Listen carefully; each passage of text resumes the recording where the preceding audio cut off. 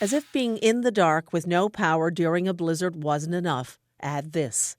And I had just poured water into a cup of tea when there was this big loud crack and thump. Christina Smith and Chris Brooks live in this postcard-perfect area of St. John's. They live in the dark green house on the right. Friday night, their tenant in the adjacent light green one called, saying the house was filled with snow. It basically popped the window right out, the window box and all, and then everything in the window box, and then the snow basically came in after that.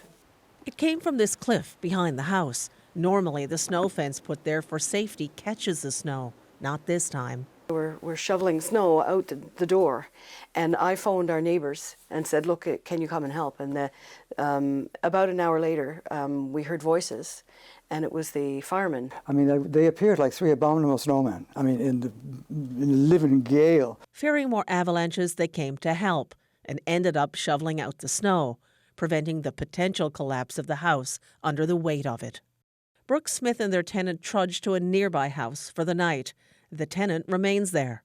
After living here for more than 35 years, it'll take more than an avalanche to drive Brooks out.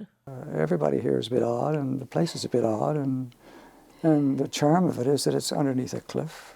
Brooks says he still doesn't feel unsafe here. You don't know how you're going to die. Like, you could be run over by a truck, you know, you could get horrible disease, you have no idea.